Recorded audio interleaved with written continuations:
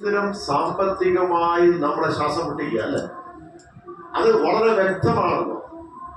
ഇവിടെയുള്ള ഏത് കുഞ്ഞിനോട് ചോദിച്ചാലും എന്താണ് കേന്ദ്രം നമ്മളോട് ചെയ്യുന്ന സാമ്പത്തികമായി ഞെരുക്കം രൂപപ്പെടുത്തുന്നു എന്നുള്ളത്.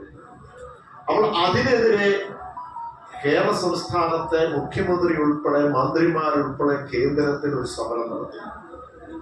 ആ സമരം നടത്തിയപ്പോൾ മുഴുവൻ ഇടതുപക്ഷം വലതുപക്ഷം എല്ലാവരെയും MLA-മാരെയും മുഴുവൻ അവർ ക്ഷണിച്ചു. അവിടെ ആ സമരം എന്ന് പറയുന്ന ഇന്ത്യ രാജ്യത്ത് ഒരു സംസ്ഥാനത്തെ മുഖ്യമന്ത്രിയും മന്ത്രിമാരും ഒരുമിച്ച് പോയി സമരം നടത്തുന്നത് ഈ രാജ്യത്ത് ആദ്യമായിട്ടാണ്. എന്തിനു വേണ്ടിയാ? ഞങ്ങൾക്ക് അർഹതപ്പെട്ടെങ്കിൽ ഞങ്ങൾക്ക് തരണം എന്ന് പറയാനായിട്ടാണ്. പക്ഷെ അവിടെ ആ സമരത്തിൽ ഞങ്ങൾ പ്രതീക്ഷിച്ചു കേരളത്തിന് വേണ്ടിയാണ്, ഇടതുപക്ഷത്തിന് വേണ്ടിയല്ല, ഇവിടുത്തെ ജനങ്ങൾക്ക് വേണ്ടിയാണ്. അവിടെ ഒരു തരത്തിലുള്ള ഒരു സഹകരണം കോൺഗ്രസ് പാർട്ടിന്നോ UDF-നോ കണ്ടില്ല.